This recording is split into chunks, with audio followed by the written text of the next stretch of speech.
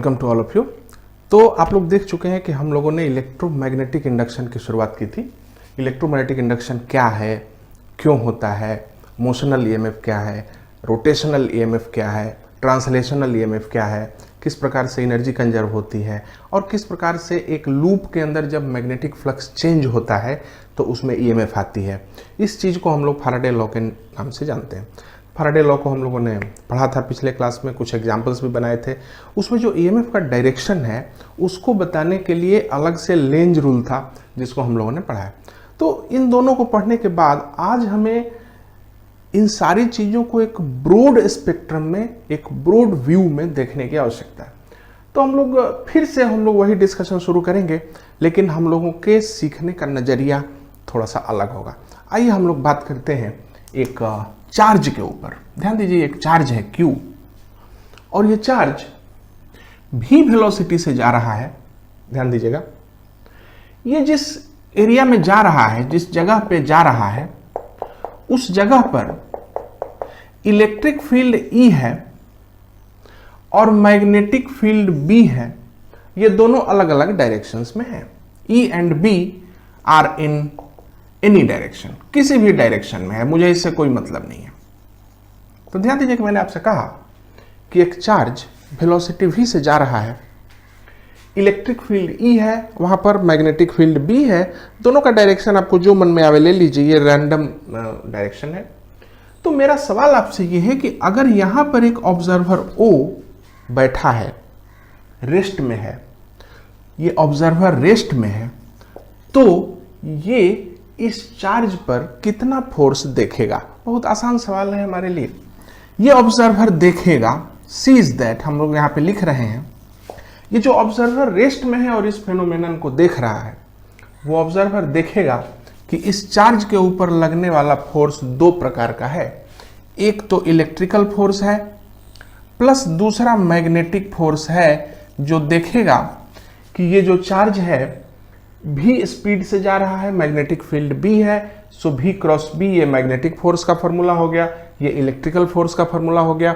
इन दोनों फोर्सेस को मिला देंगे तो इस दोनों को हम बोलते हैं लॉरेंज फोर्स। ध्यान दीजिए कि लॉरेंज फोर्स टोटल फील्ड के द्वारा दी गई फोर्स है, जो कि बहुत आसान चीज है, जो आप आराम से समझ पा रहे हैं। अब अगला क्वेश्चन ये है मेरा कि मेरे सामने एक और यहां पे ऑब्जर्वर दूसरा है, ये एक और ऑब्जर्वर है दूसरा। ये ऑब्जर्वर v डैश स्पीड से जा रहा है, या मान लीजिए हाँ ठीक है v डैश स्पीड से जा रहा। अब इस ऑब्जर्वर को क्या दिखता है? What he sees. ये ऑब्जर्वर क्या देखता है? गौर कीजिए कि हम लोग फ्रेम ही बदल रहे हैं। हम लोगों ने इस ऑब्जर्वर के हिसाब से इस फेनोमेनन को देखा और अब हम लोग इस ऑब्जर्वर के हिसाब से फिर इस फेनोमेनन को देख रहे हैं। तो ये ऑब्जर्वर देखेगा कि टोटल फोर्स होगा, ध्यान दीजिएगा, मैग्नेटिक और इलेक्ट्रिकल दो फोर्स लेने होंगे। और सबसे पहले इस बात पे गौर कीजिए कि force Lorentz force total electrical force है, मैग्नेटिक फोर्स है, इन दोनों को मिला के जो टोटल फोर्स बना है, इस चार्ज पे लगने वाला नेट फोर्स है। और ये फ्रेम से इंडिपेंडेंट होगा, मतलब कि जो टोटल फोर्स इसको दिखता है वही टोटल फोर्स इसको दिखेगा, ये बात तय है। अब आइए हम लोग बात करते हैं बाकी के फोर्सेस के डिस्ट्रीब्यूशन के बारे में। तो इस चार्ज की वेलोसिटी चूंकि v डैश है, इस ऑब्जर्वर की वेलोसिटी v डैश है, तो इसको लगेगा कि ये चार्ज v से नहीं बल्कि v माइनस v डैश से चल रहा है। मतलब ये ऑब्जर्वर इस चार्ज की वेलोसिटी को क्या देखेगा? इस चार्ज की वेलोसिटी को देखेगा v माइनस v डैश। ध्यान दीजिए, ये v से जा रहा है, ये v डैश से जा रहा है, तो ऑब्जर्वर को चार्ज कितनी वेलोसिटी से जाता हुआ लगेगा? v minus v dash. अब जितनी वेलोसिटी से जाता हुआ लगेगा उसी में ना आप b से क्रॉस प्रोडक्ट करेंगे, तब आपको मैग्नेटिक फोर्स मिलेगा। तो ये हो गया मेरा मैग्नेटिक फोर्स और प्लस इलेक्ट्रिकल फोर्स। अब यहां पे ध्यान दीजिएगा कि मैंने ये कहा कि ये जो टोटल फोर्स है ये फ्रेम से इंडिपेंडेंट होना चाहिए, लेकिन मैग्नेटिक फोर्स आपने बदल दिया है। मैग्नेटिक फोर्स इसको और इसको अलग अलग दिखेगा, तब तो इक्वेशन बैलेंस नहीं होगा। अगर टोटल फोर्स सेम है, मैग्नेटिक फोर्स डिफरेंट हो गया, तो इलेक्ट्रिकल वाला भी डिफरेंट होना पड़ेगा। तो हमने मान लिया, यहां पे ई डैश लिख देते हैं। हम लोग मान लेते हैं कि इसको इलेक्ट्रिक फील्ड ई नहीं बल्कि ई डैश दिखता है। अब अगर हम इन दोनों एक्सप्रेशंस को आपस में बराबर करें तो हम पाएंगे, ध्यान दीजिए, क्यू ई प्लस क्यू भी क्रॉस बी बराबर Q E dash plus Q भी माइनस भी डैश क्रॉस बी। इसमें से आप क्यू को ओवरऑल काट सकते हैं। आप देख सकते हैं आएगा ई प्लस भी क्रॉस बी बराबर ई डैश प्लस, इसको आप लिख सकते हैं भी क्रॉस बी माइनस भी डैश क्रॉस बी। ये भी क्रॉस बी कट गया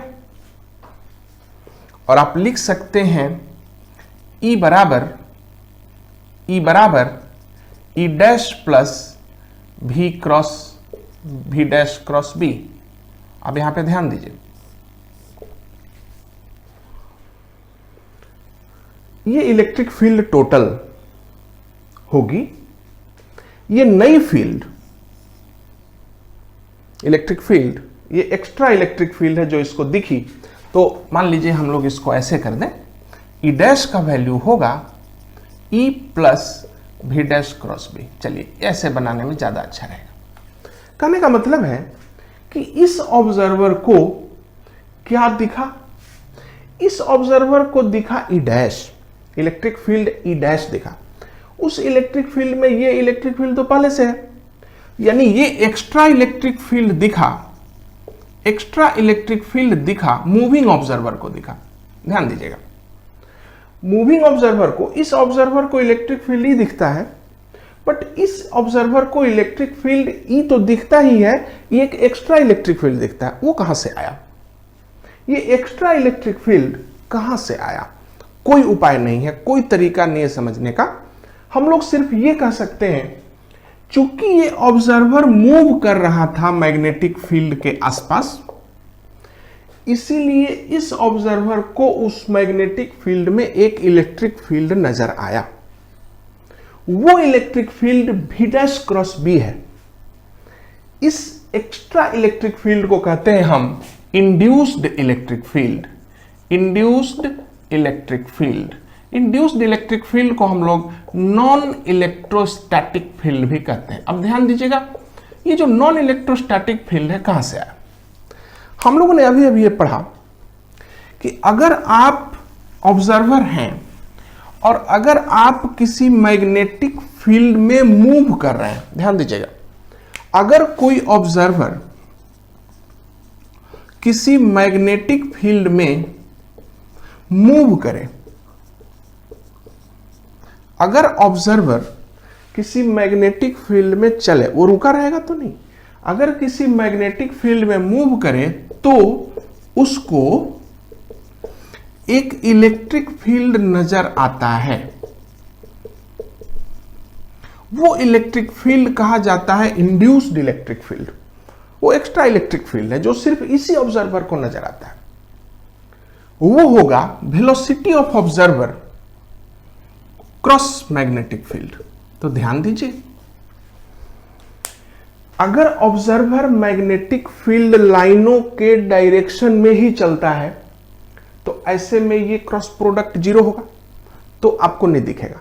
यानी अगर मैग्नेटिक फील्ड के डायरेक्शन में ही ऑब्जर्वर चलता है तो इस ऑब्जर्वर को कोई इलेक्ट्रिक फील्ड नजर नहीं आएगी।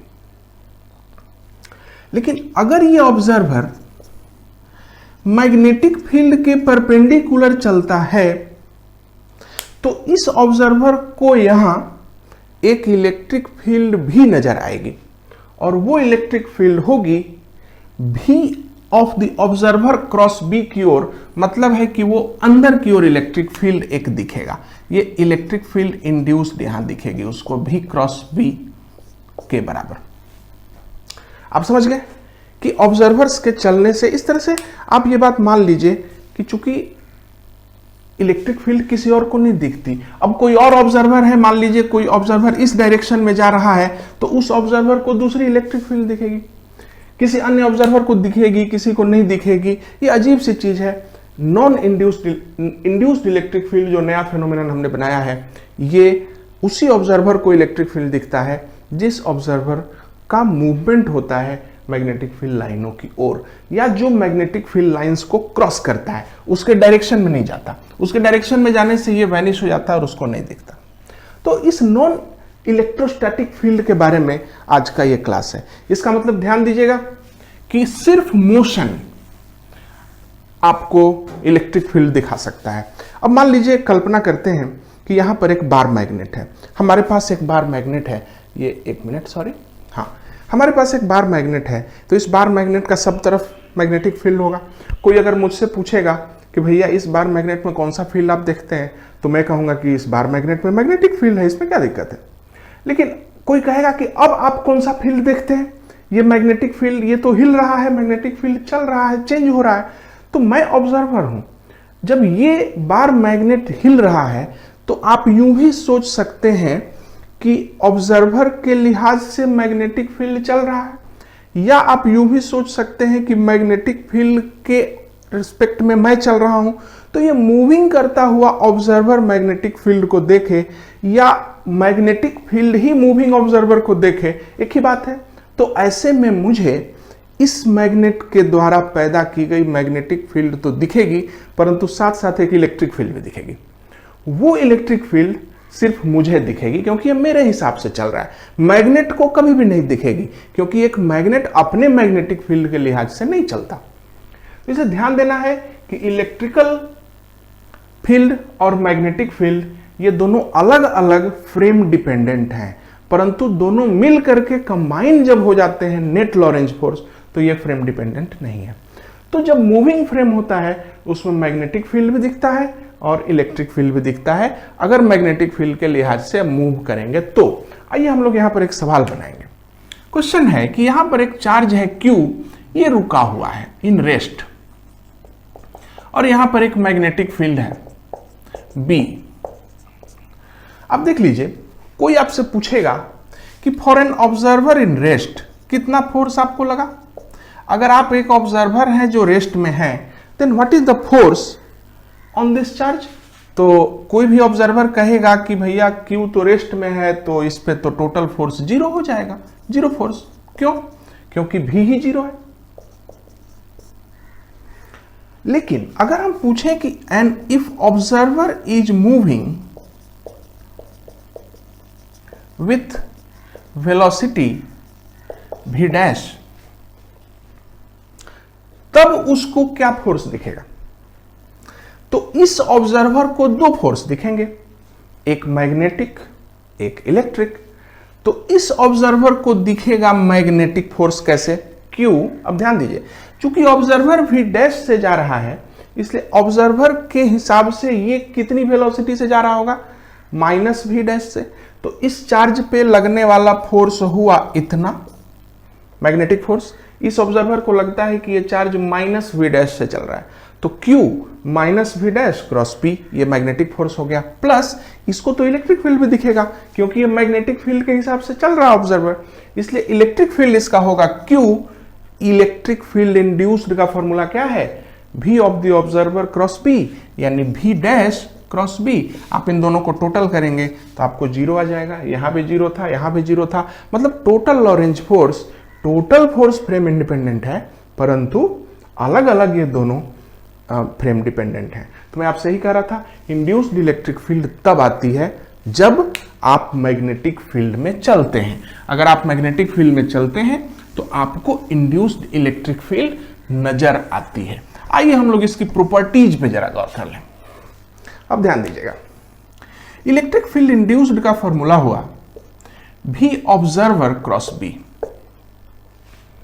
V ऑब्जर्वर और B का क्रॉस, ये सबको नहीं दिखता, ये सिर्फ उस ऑब्जर्वर को दिखेगा जो मैग्नेटिक फील्ड लाइनों को क्रॉस करता है। आइए अब हम देखेंगे क्या पहले से ये चीजें हमें पता है। आप जानते हैं, इस चीज को आप जानते हैं कि अगर अब देख लीजिए, इसमें कोई बहुत ज्यादा पेंच नहीं है। जैसे एज फॉर एग्जाम्पल, अगर आप यहां पे एक लूप ले लें, क्लोज लूप, कंडक्टर की लूप है, इस चीज को फिर से समझिए। इस कंडक्टर की लूप है जिसका रेडियस R वगैरह जो भी आपको लेना है ले लीजिए, कोई दिक्कत नहीं है, हम लोग सिर्फ समझना चाहते हैं। और यहाँ पे एक मैग्नेट है नॉर्थ पोल, और ये नॉर्थ पोल इधर की ओर आ रहा है, वेलोसिटी v से आ रहा है, इसमें कोई परेशानी की बात नहीं। तो आपने 10वीं क्लास में पढ़ा होगा कि जब ये इधर की ओर आता है तो क्या होता है। जब ये इधर की ओर आता है तो आपको मालूम है ना कि जो मैग्नेटिक फील्ड लाइनें हैं वो नॉर्थ पोल से निकलती हैं और साउथ पोल में जाती हैं, ये सब चीजें हमने पढ़ी थी। तो ये नॉर्थ पोल नजदीक आने से ये वाला फ्लक्स बढ़ रहा है कि घट रहा है, ठीक से देखिएगा। तो इसके इधर आने से ये वाला फ्लक्स बढ़ रहा है। लास्ट क्लास में आपने सीखा था कि अगर किसी कॉइल से फ्लक्स चेंज हो तो वहां ईएमएफ आता है, और वो ईएमएफ इस प्रकार का आता है कि इसमें होने वाले चेंज को रोके। तो चूंकि यहां मैग्नेटिक फील्ड बढ़ रहा है, इसलिए ये कंडक्टर अपने इलेक्ट्रॉनों को बोलेगा कि अरे भैया देखो मेरे अंदर से फ्लक्स बढ़ रहा है, तुम कुछ ऐसा मूवमेंट करो कि इस फ्लक्स को घटाओ। तो इलेक्ट्रॉन्स ऐसा करंट बनाएंगे कि उसका मैग्नेटिक फील्ड उल्टा होगा, उल्टा, क्योंकि ये बढ़ रहा है तो इसको रोकना है। तो इसका मैग्नेटिक फील्ड उल्टा करने के लिए इसमें करंट बनेगी इस प्रकार की एंटी क्लॉकवाइज। तो एंटी क्लॉकवाइज करंट होने से इधर की ओर मैग्नेटिक फील्ड बनेगा, जो मैग्नेटिक फील्ड इस मैग्नेटिक फील्ड को बढ़ने से रोकेगा। तो आप जानते हैं, ये बात आपने पढ़ी भी है 10वीं क्लास में कि when north pole goes inside there is an anti clockwise current, और ये फैराडेज लॉ के ऊपर में एक्सप्लेन किया जा चुका है पहले, 10वीं क्लास में था इसलिए मैंने पिछले क्लास में डिस्कस नहीं किया था। अगर साउथ पोल अंदर जाएगा तो क्लॉकवाइज होगा, क्योंकि अंदर जाने से इसको रोकना है। अब ध्यान दीजिएगा, जब भी कोई कंडक्टर गोल इस तरह का लूप, मैं आपको पढ़ा चुका हूं पहले कि एक करंट कैरिंग कंडक्टर एक मैग्नेटिक डाइपोल होता है। ये एक मैग्नेटिक डाइपोल बन गया।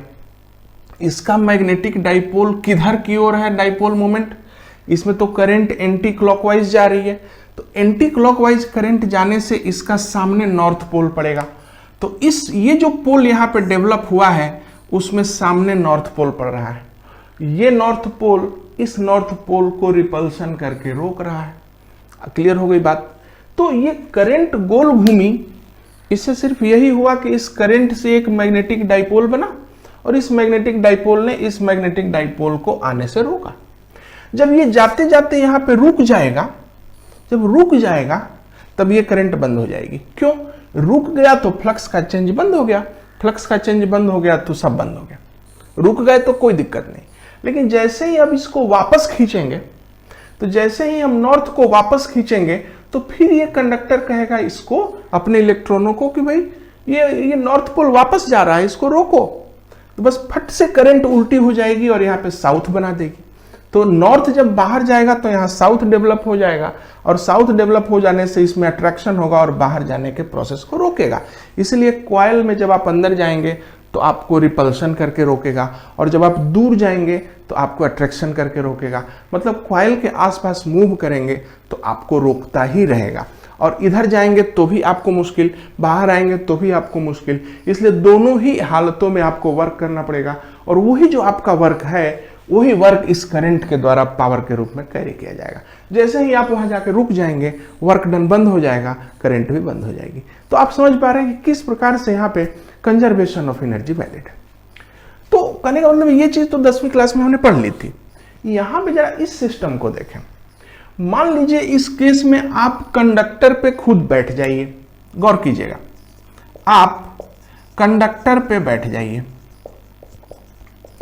तो अगर आप कंडक्टर पे बैठ गए, या मान लीजिए कि आप मैग्नेट पे बैठ जाएं, चलिए हटाइए,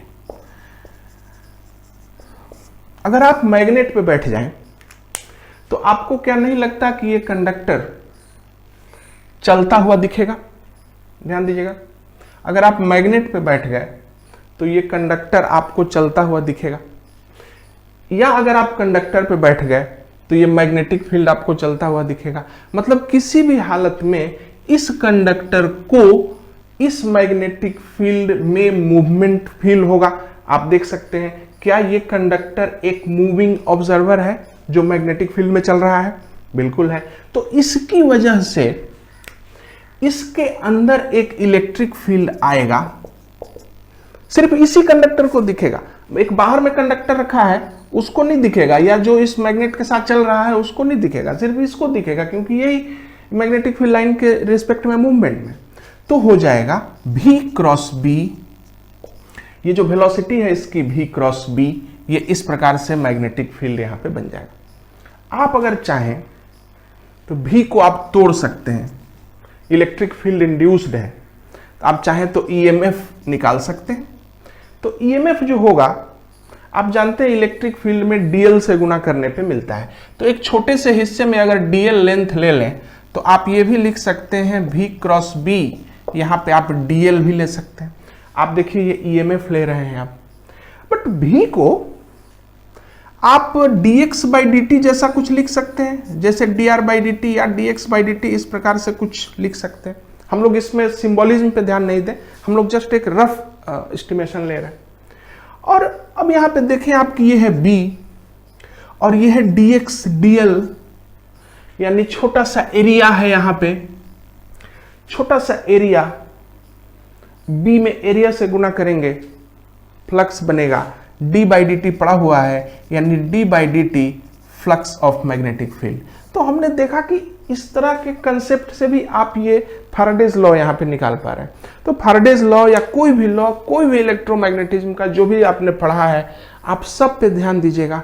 कहीं ना कहीं कंडक्टर ऐसा चलता है कि मैग्नेटिक फील्ड लाइनों को क्रॉस करता है। जब कोई भी कंडक्टर मैग्नेटिक फील्ड लाइन को क्रॉस करेगा, मैग्नेटिक फील्ड लाइनों के रिस्पेक्ट में मूव करेगा, तो उस कंडक्टर में एक इलेक्ट्रिक फील्ड डेवलप हो जाती है। इलेक्ट्रिक फील्ड उस कंडक्टर में जो डेवलप होती है उसको इलेक्ट्रिक फील्ड इंड्यूस्ड बोलते हैं या नॉन इलेक्ट्रोस्टैटिक फील्ड बोलते हैं। और वो वेलोसिटी ऑफ द कंडक्टर या velocity of the observer cross magnetic field होती है। आप सावधानी पूर्वक इस इक्वेशन को इस्तेमाल करेंगे। अब आइए, चूंकि हम लोग समझ गए कि सब जगह मूवमेंट है ही, तो आ रहा है इलेक्ट्रिक फील्ड इंड्यूस्ड। अब इस इलेक्ट्रिक फील्ड इंड्यूस्ड के बारे में कुछ और जानकारी हम लोग सीख लें। हम लोग फैराडेज लॉ के बारे में जानते हैं, ईएमएफ ई बराबर होता है d by d T flux of magnetic field. अब ध्यान दीजिएगा जरा सा, फ्लक्स तो तभी निकलेगा ना जब आप क्लोज्ड लूप लें। ध्यान दीजिएगा, अगर मैंने यहां पर फ्लक्स लिया है तो इसका मतलब क्लोज्ड लूप हुआ होगा, तभी फ्लक्स है। तो क्लोज्ड लूप के लिए ईएमएफ को आप लिख सकते हैं इलेक्ट्रिक फील्ड डॉट डीएल का क्लोज्ड लूप करेंगे बराबर d by d T magnetic flux का रेट ऑफ चेंज। ये रहा फाइनल इक्वेशन, और ये आप कह सकते हैं इलेक्ट्रिक फील्ड इंड्यूस्ड है। तो आप कहेंगे ये गोला क्या है? भैया फ्लक्स तो आप तभी लेंगे ना जब क्लोज लूप होगा, तो उस क्लोज्ड लूप में फ्लक्स ले लीजिए, और उसमें जब फ्लक्स लेके रेट ऑफ चेंज करेंगे तो आपको ई डॉट डीएल का इंटीग्रेशन आएगा उसी क्लोज्ड लूप की बाउंड्री पे। तो ध्यान दीजिएगा इस इक्वेशन को, इसका मतलब क्या है आप इसको समझने की कोशिश करें। मान लीजिए कोई मैग्नेटिक फील्ड है, ध्यान दीजिएगा, मान लीजिए कोई मैग्नेटिक फील्ड है, कैसा भी है, ये मैग्नेटिक फील्ड चेंज हो रहा है, चेंज हो रहा है। ध्यान दीजिए, अगर ये मैग्नेटिक फील्ड चेंज हो रहा है तो इस लूप के अंदर, कोई भी लूप चुन लीजिए, तो इस लूप के अंदर फ्लक्स चेंज हो रहा है। ध्यान दीजिए, कोई भी लूप चुन लीजिए, अगर मैग्नेटिक फील्ड चेंज हो रहा है तो किसी भी लूप में जो वहां पे आप लेंगे उसके क्रॉस फ्लक्स चेंज हो रहा है। तो इसमें आप d phi B by d t कर लीजिए। आपने देखा d phi B by d t कर लिया, आपने इस फ्लक्स, इसमें rate of change of flux निकाल लिया। वो rate of change of flux कितने के बराबर होगा? तो इस बाउंड्री पर इलेक्ट्रिक फील्ड डॉट डीएल के बराबर होगा। मतलब यहां का इलेक्ट्रिक फील्ड गुने यहां का डीएल, यहां का इलेक्ट्रिक फील्ड गुने यहां का डीएल, यहां का इलेक्ट्रिक फील्ड गुने यहां का डीएल, यहां का इलेक्ट्रिक फील्ड गुने यहां का डीएल। ये जब पूरा सम करेंगे आप तो वो electric field dot DL total sum इसके बराबर होगा। इसी को कहते हैं इंटीग्रेशन करना। क्लोज्ड लूप जरूरी है, क्लोज्ड लूप नहीं होगा तो नहीं आएगी फील्ड। आप जानते हैं क्यों नहीं आएगी? क्लोज्ड लूप रहेगा तो फ्लक्स कंप्लीट ही नहीं होगा, ऐसे में सिर्फ ईएमएफ आके रह जाएगा, करंट नहीं आएगी, इलेक्ट्रिक फील्ड नहीं आएगी। तो यहां पे ध्यान दीजिए। तो कहने का मतलब है कि यहां पर आप देखिए ठीक से कि एक इलेक्ट्रिक फील्ड, इस इलेक्ट्रिक फील्ड के अंदर एक खास हमें प्रॉपर्टी नजर आ रही है। ये इलेक्ट्रिक फील्ड डायरेक्शन को बदल रही है, ऐसे ऐसे ऐसे ऐसे डायरेक्शन बदल के अपने लूप को कंप्लीट कर रही है। इसलिए अगर हम यहां पे एक चार्ज रख दें तो ये इलेक्ट्रिक फील्ड उस चार्ज को ऐसे ऐसे ऐसे घुमाते घुमाते एक इस पॉइंट पे जब आएगी तो वो टोटल वर्क कर चुकी होगी। इसलिए ये जो इलेक्ट्रिक फील्ड है ये नॉन कंजर्वेटिव इन नेचर है, ये कंजर्वेटिव नहीं है, ये नॉन कंजर्वेटिव इन नेचर है। और वो वाली जो इलेक्ट्रिक फील्ड थी जो किसी चार्ज से बनी थी, वो वाली इलेक्ट्रोस्टैटिक फील्ड है जो कंजर्वेटिव है। और मैग्नेटिक फील्ड के मूवमेंट से जो इलेक्ट्रिक फील्ड बन रही है वो नॉन कंजर्वेटिव इन नेचर है, इसलिए हम लोग इसको नॉन इलेक्ट्रोस्टैटिक फील्ड भी बोलते हैं। पहली बात।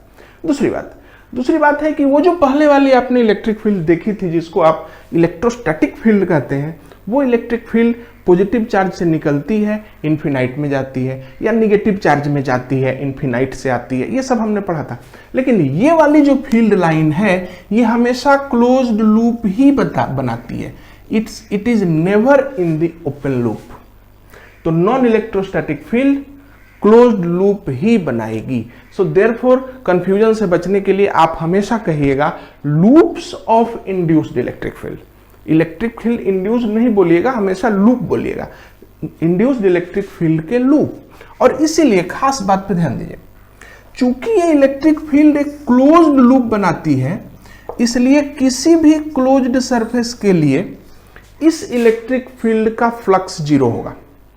इस बात पे ध्यान दीजिएगा, electric field induced dot ds किसी भी क्लोज्ड सरफेस के लिए जीरो होगा। तो जीरो होना ही चाहिए क्योंकि यहां पे चार्ज तो है ही नहीं, क्योंकि चार्ज रहता तो ये इस तरह का इलेक्ट्रिक फील्ड नहीं बनता, चार्ज है ही नहीं। इसीलिए यहां पर इस इंड्यूस्ड इलेक्ट्रिक फील्ड की वजह से जो फ्लक्स बनता है किसी क्लोज्ड सरफेस पे वो हमेशा जीरो होता है। इस मामले में ये जो इंड्यूस्ड इलेक्ट्रिक फील्ड है मैग्नेटिक फील्ड से मिलती जुलती है। आपको मैं पहले ही बता चुका हूं कि मैग्नेटिक फील्ड का क्लोज्ड सरफेस से फ्लक्स जीरो होता है।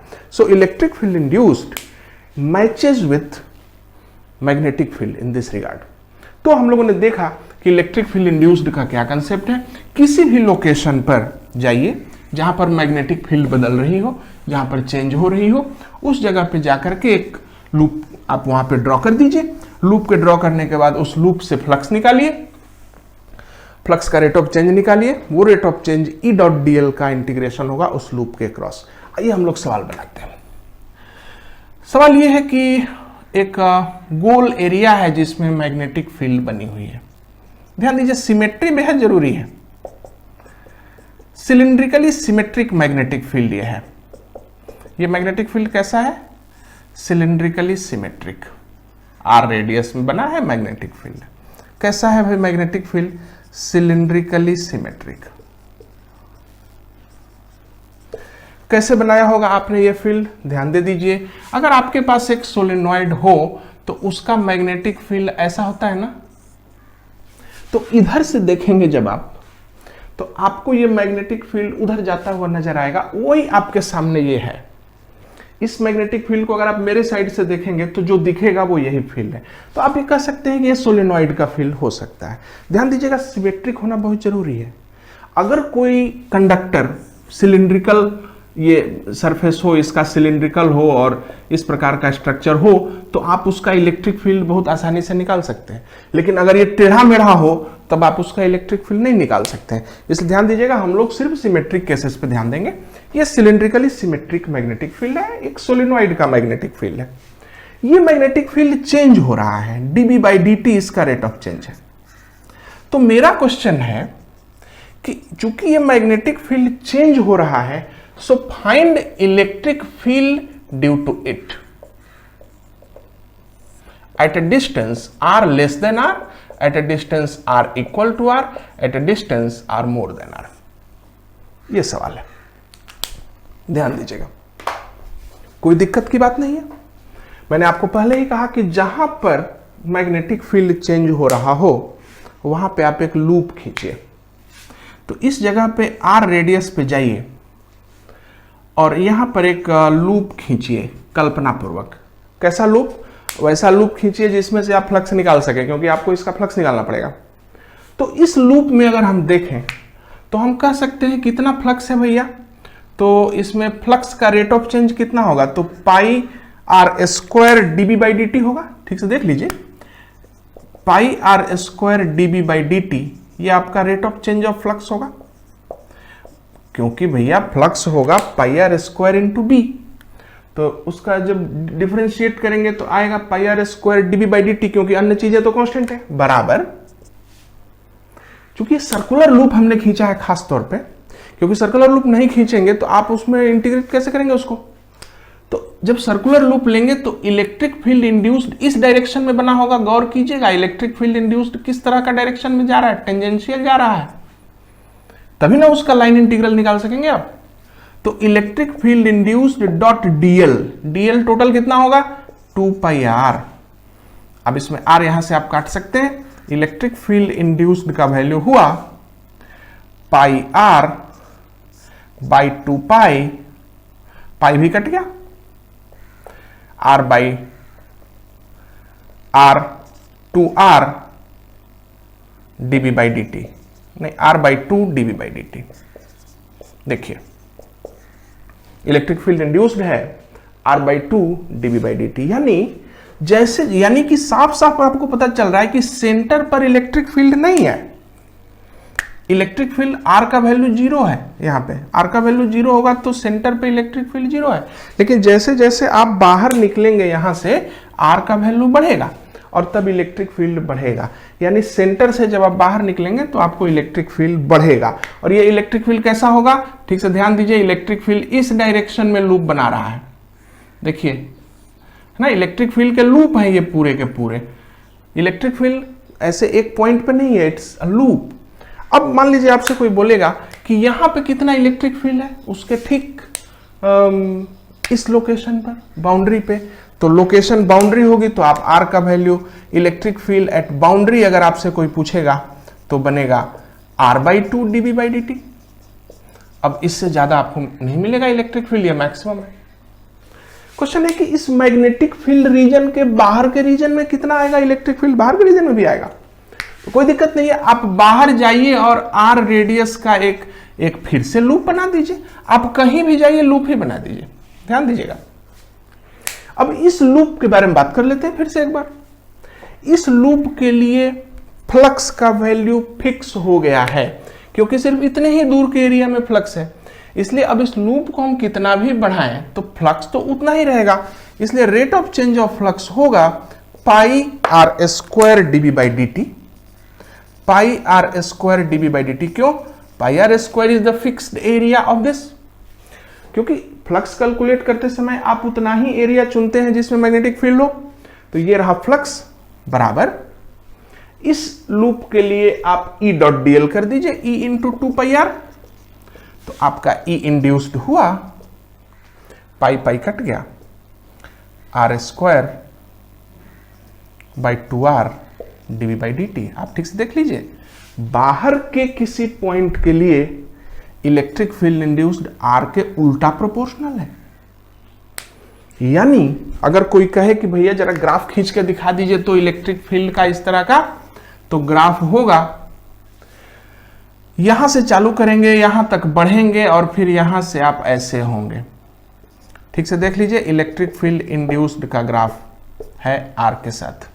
किस प्रकार के सिस्टम के लिए, इस प्रकार के सिस्टम के लिए, यानी कि अगर किसी सोलिनॉइड के अंदर, अब मैं आपको इस सोलिनॉइड का दूसरा पिक्चर दिखाता हूं, जैसे ये जो सोलिनॉइड आप ऐसे देख रहे हैं ना, उस सोलिनॉइड को मैं ऐसे कह सकता हूं, अब ये अंदर की ओर है सोलिनॉइड, आपको तो ये दिखेगा, and this I is increasing, मान लीजिए इस आई की वजह से मैग्नेटिक फील्ड अंदर की ओर है, and this magnetic field is also increasing, इस मैग्नेटिक फील्ड की वजह से, इंक्रीज करने की वजह से अब इसमें आएगा इंड्यूस्ड इलेक्ट्रिक फील्ड, और ये जो इंड्यूस्ड इलेक्ट्रिक फील्ड है उसका डायरेक्शन ऐसा होगा, ध्यान दीजिएगा, यहां से बढ़ेगा, ये इस तरह का, वही जो डायग्राम हम लोगों ने बनाया है वो ऐसा इंड्यूस्ड इलेक्ट्रिक फील्ड आएगा और वो बाहर भी आएगा। इस तरह से आप देख सकते हैं कि किस प्रकार से इंड्यूस्ड इलेक्ट्रिक फील्ड की लूप्स बनी हुई हैं इस मैग्नेटिक फील्ड के चारों ओर। तो ध्यान दीजिएगा, मैग्नेटिक फील्ड जिस इलाके में चेंज करेगा उस इलाके में इंड्यूस्ड इलेक्ट्रिक फील्ड की लूप्स बनेंगी और उनको इस तरह से हम लोग कैलकुलेट कर सकते हैं। हर किताब में आपके एग्जाम्पल्स पड़े हुए हैं, आप उन एग्जाम्पल्स को शो कीजिए। ध्यान दीजिए कि जब भी आप कोई लूप चुनेंगे उस लूप के थ्रू पास होने वाला मैग्नेटिक फ्लक्स का रेट ऑफ चेंज उस लूप की बाउंड्री पर इलेक्ट्रिक फील्ड इंड्यूस्ड के लाइन इंटीग्रल के बराबर होगा। आगे बढ़ते हैं। क्या इस इंड्यूस्ड इलेक्ट्रिक फील्ड का कोई यूज वगैरह है? इसको सबसे पहले फोको ने देखा था। ध्यान दीजिए, फोको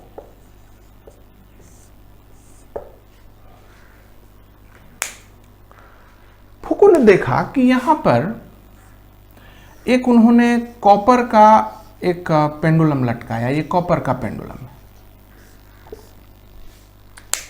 उन्होंने ये पाया कि अगर यहां पर एक मैग्नेट को हम हिलाते हैं, ध्यान दीजिए, कॉपर है तो मैग्नेट से क्या मतलब है?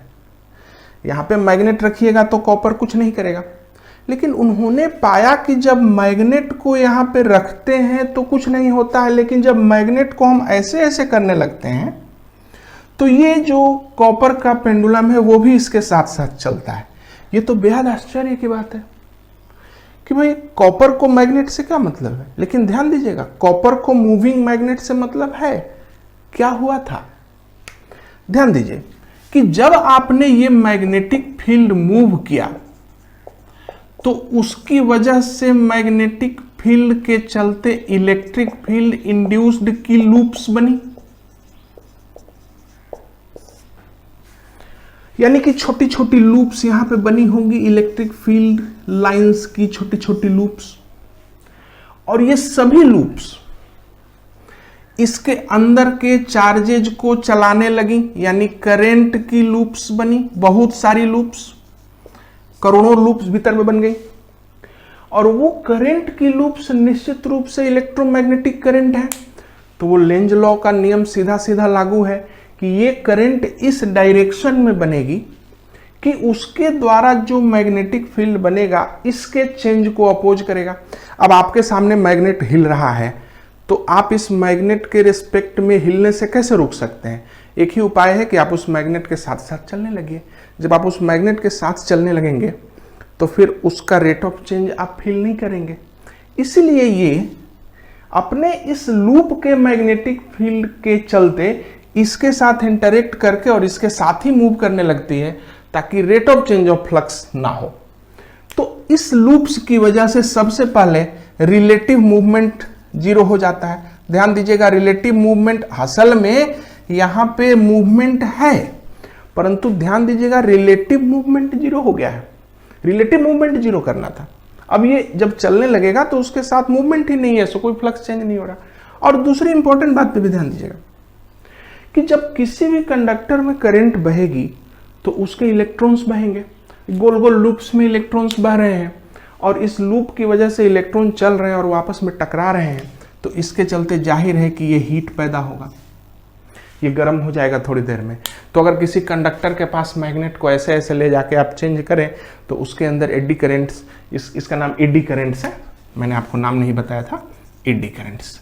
तो जब किसी कंडक्टर के आसपास चेंजिंग मैग्नेटिक फील्ड रख देंगे तो उस चेंजिंग मैग्नेटिक फील्ड की वजह से उस मेटल के अंदर closed loop of electric field बनेगा। उस closed loop of electric field की वजह से उस मेटल के सारे इलेक्ट्रॉन्स, फ्री इलेक्ट्रॉन्स उन लूपों के अलॉन्ग गोल गोल घूमने लगेंगे या जिस किसी भी तरह का शेप हो उसमें घूमने लगेंगे। और इस मूवमेंट की वजह से दो चीजें होंगी, सबसे पहला बाहरी मैग्नेटिक फील्ड के चेंज को रोकेगा और दूसरा है कि हीट प्रोड्यूस्ड होगी। तो ये जो करंट है खास तौर पे जब किसी मेटल को रखा जाता है चेंजिंग मैग्नेटिक फील्ड में, इसलिए याद रखिएगा metal plus changing magnetic field को रखेंगे तो उसमें एडी करंट लूप्स बनेंगी। मुझे तो हमारे टीचर ने कहा था कि आप कभी एडी करंट बोलना ही नहीं, आप इंड्यूस्ड फील्ड बोलना ही नहीं, हमेशा बोलना लूप्स ऑफ इंड्यूस्ड फील्ड, इससे कंफ्यूजन कम रहता है। तो एडी करंट्स बनेंगी और वो एडी करंट्स ये सब खेल दिखाएंगे। एडी करंट्स का बहुत सारा उपयोग है। सबसे पहला यूज तो आप देख लीजिए, जो मेट्रो ट्रेनें होती हैं उनके ब्रेक्स वहाँ पे होते हैं, वो ट्रेनें बहुत तेज चलती हैं, तो क्या होता है उन ब्रेक्स के पास हम लोग मैग्नेटिक फील्ड का सोर्स रख देते हैं। मैग्नेटिक फील्ड बनाने में क्या दिक्कत है, करंट देंगे तो मैग्नेटिक फील्ड बन जाएगा। और फिर वहाँ पे लोहे के ड्रम्स लगे होते हैं, तो जब चक्के चलते हैं तो वो ड्रम्स भी घूमते रहते हैं काफ़ी तेज़ी से, और जैसे ही हम वहाँ पे मैग्नेटिक फील्ड पैदा कर देते हैं, मान लीजिए ड्राइवर ने स्विच ऑन किया तो सारे के सारे चक्कों के पास एक सोलेनॉइड जैसा सिस्टम है, ऑन हो गया। तो वो जो सोलेनॉइड है उसके रिस्पेक्ट में वो चक्के घूम रहे हैं, तो घूमता हुआ चक्का मैग्नेटिक फील्ड कौन सा करंट प्रोड्यूस हो जाएगा, एडी करंट। और एडी करंट प्रोड्यूस होकर क्या बनाएगा, एडी करंट प्रोड्यूस होकर बनाएगा इस प्रकार की करंट जो रिलेटिव मूवमेंट को जीरो कर देगी, इसीलिए उस चक्के में ब्रेक लग जाएगा। ये ब्रेक्स काफ़ी ज़्यादा एफिशिएंट है। फिर अगले तौर पे आपके पास फर्नेस होती है, वो क्या कहते हैं, इंडक्शन हीटर कहते हैं। इंडक्शन हीटर के अंदर में इतना बड़ा प्लेट होता है, उसके अंदर भी एक कॉइल होती है जो घूमती है। ध्यान दीजिएगा, ये घूमती हुई कॉइल क्या बनाती है, घूमती हुई कॉइल चेंज होता हुआ एक मैग्नेटिक फील्ड बनाती है। अब जब आप बर्तन उस पर रखते हैं तो बर्तन किस चीज़ का बना हुआ है, कंडक्टर का, तो उस बर्तन के अंदर के इलेक्ट्रॉन काफ़ी तेज़ी से घूमना शुरू कर देते हैं, क्योंकि उस बर्तन को, चूंकि वो कंडक्टर है, उसमें एडी करंट डेवलप हो जाती है और उस बर्तन के इलेक्ट्रॉन चलने लगते हैं, बर्तन गर्म हो जाता है, चाय बनने लगती है। तो आप तुरंत चाय बनाएं और तुरंत बर्तन को हटा के आप अपना हाथ रख दें, तो आपके हाथ चूंकि बहुत अच्छा कंडक्टर नहीं है, इसलिए आपको कोई गर्मी फील नहीं होगी, बहुत ज़्यादा खास कोई बहुत ज़्यादा दिक्कत नहीं, क्योंकि आपके हाथ का बहुत ज़्यादा रेसिस्टेंस है। तो यहाँ पे आपने गौर किया, जो एडी करंट है वो असल में ईएमएफ है।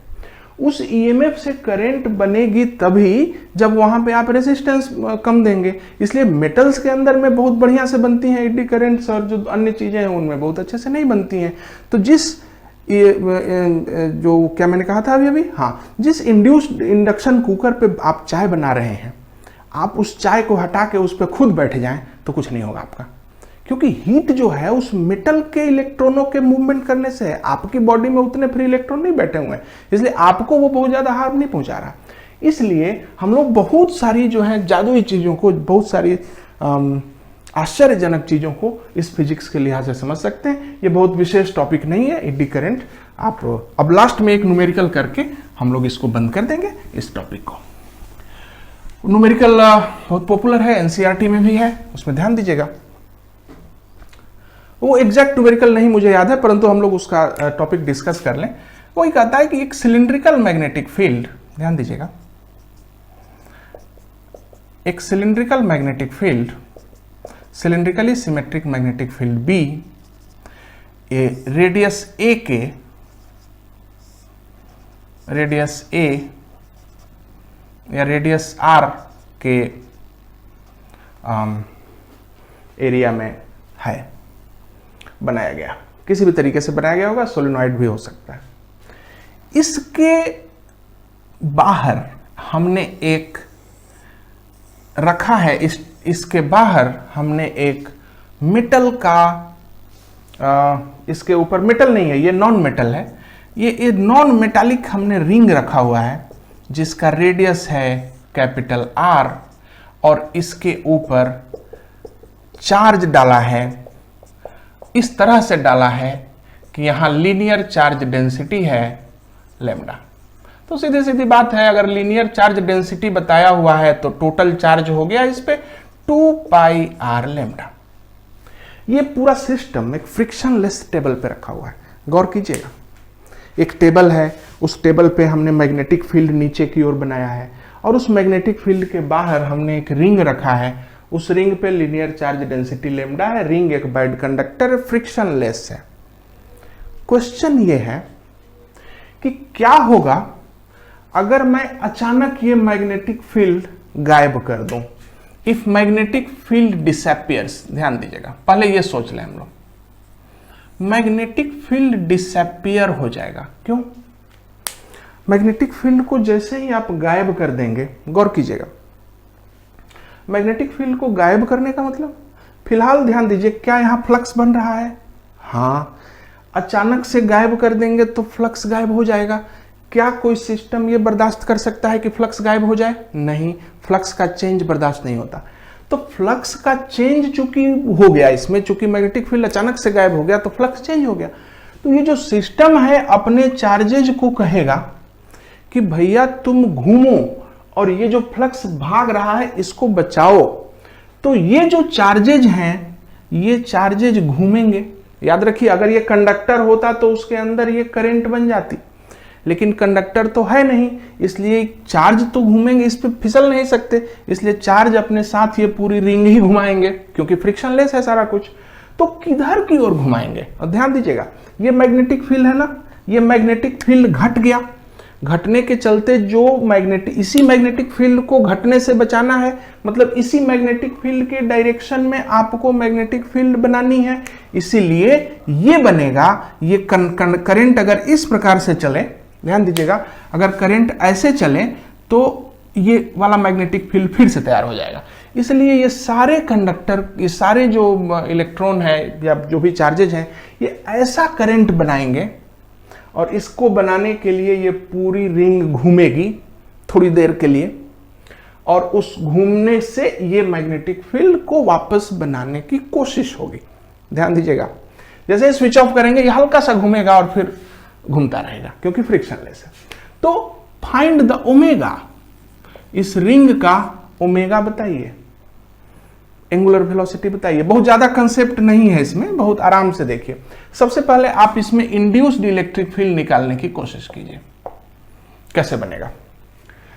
तो ध्यान दीजिएगा कि यहां पर इंड्यूस्ड इलेक्ट्रिक फील्ड का फॉर्मूला होगा induced electric field into 2πr बराबर, इसमें टोटल में rate of change of flux, rate of change of flux होगा πr² dB/dt। आप इसमें देख सकते हैं E इंड्यूस्ड 2πr² dB/dt, ये E इंड्यूस्ड है। तो अगर आपसे कोई कहेगा कि भाई इलेक्ट्रिक फील्ड इंड्यूस्ड कितना हुआ, तो इसमें आप 2πr से भाग लगा देंगे तो बचेगा r²/2r इंटू dB/dt। ये रहा इलेक्ट्रिक फील्ड इंड्यूस्ड। इस इलेक्ट्रिक फील्ड इंड्यूस्ड की वजह से हर चार्ज में एक फोर्स लगेगा। देखिए, हर चार्ज में एक फोर्स लगेगा, और ये टोटल फोर्स को जब आप जोड़ेंगे तो कितना होगा? टोटल फोर्स को जब आप जोड़ेंगे तो ध्यान दीजिएगा कि हालांकि ये टोटल फोर्स जोड़ के 0 हो जाएगा, परंतु इस फोर्स का अगर हम टॉर्क निकालें तो सभी का ऐड होगा। ध्यान दीजिए कि ये सारे छोटे छोटे जो फोर्सेस बने हैं उनका टोटल सम 0 होने जा रहा है, परंतु इन सारे फोर्सेस का जो टॉर्क है वो 0 नहीं हो रहा है, इसलिए हम लोग सीधे सीधे टॉर्क ही निकालेंगे। तो टॉर्क कैसे निकलेगा? सबसे पहले इसमें चार्ज से गुणा कर दीजिए, 2πr लैम्डा, 2πr लैम्डा से गुणा कर दीजिएगा, और फिर एक बार r से गुणा कर दीजिएगा ताकि टॉर्क निकल जाए, और फिर लिखिए r²/2r dB/dt। क्या बना? ये टॉर्क बन गया। क्लियर? टॉर्क कैसे बना? इस इलेक्ट्रिक फील्ड में आपने चार्ज से गुणा करके और उसमें रेडियस से भी गुणा कर दिया तो सबका टॉर्क कैलकुलेट हो गया। अब ये जो टॉर्क बना, टॉर्क को तो आप जानते हैं कि आप I अल्फा लिख सकते हैं और अल्फा को dω/dt भी लिख सकते हैं, तो ये dt कट जाएगा, और चूंकि ये रिंग है इसलिए I को आप mr² भी लिख सकते हैं। तो आप देख सकते हैं कि आपके सामने है dω, यहाँ है dB, ये r²/2r जो कुछ भी है आप इसको यूज कर लीजिए। दोनों को लिमिट में डालेंगे तो कुछ नहीं है, चूंकि dω का इंटीग्रेशन करेंगे और dB का इंटीग्रेशन करेंगे तो सीधे सीधे लिखेंगे 2πr लैम्डा r² b बराबर mr²ω, क्योंकि ये dω भी 0 से ω तक जाएगा और dB जो है b से 0 तक जाएगा, तो एक ही बात हुई घुमा फिरा के, नीचे b होगा ऊपर 0 होगा, इसलिए ये आपको और यहाँ से आपको ω का वैल्यू मिल जाएगा। तो इस तरह से आप इस सवाल को बना सकते हैं। इस प्रकार के कई सवाल प्रचलित हैं अपनी किताबों में, उनको आप देखिए और NCERT की किताब को कम से कम पढ़ लीजिए। मैं पूरे सवालों को तो नहीं बना सकता, लेकिन मुझे अपने अनुभव के हिसाब से जो जरूरी लगा उस कंसेप्ट को मैंने पूरा किया। तो इंड्यूस्ड इलेक्ट्रिक फील्ड बेहद इंपॉर्टेंट कंसेप्ट है। जहां पर मैग्नेटिक फील्ड चेंज करेगा वहां पर यही फील्ड आता है, और इसी फील्ड की वजह से जब उस चेंजिंग मैग्नेटिक फील्ड वाले इलाके में कंडक्टर रख देते हैं तो उस कंडक्टर में ईएमएफ आ जाता है, और अगर लूप दे देते हैं तो उसमें करंट भी फ्लो होने लगती है। इसीलिए चेंजिंग मैग्नेटिक फील्ड में अगर आप एक मेटल लूप डाल दें तो उसमें करंट फ्लो होना शुरू हो जाएगी। लेकिन अगर आप लूप ना डालें, सिर्फ एक मेटल की रॉड डाल दें, चूंकि चेंजिंग मैग्नेटिक फील्ड है तो वहां इलेक्ट्रिक फील्ड पैदा हो जाएगा, और वो इलेक्ट्रिक फील्ड चूंकि आपने साइकिल ही पूरी नहीं की है इसलिए वहां पे ईएमएफ तो होगा लेकिन वहां पे करंट नहीं बनेगी। तो हम देखते हैं कि ओवरऑल पूरा electromagnetic induction non electrostatic field के इर्द गिर्द घूमता है। तो चलिए, ये वीडियो काफी लंबा रहा, 50 मिनट का वीडियो है। फिर से मिलते हैं, तब तक थैंक यू।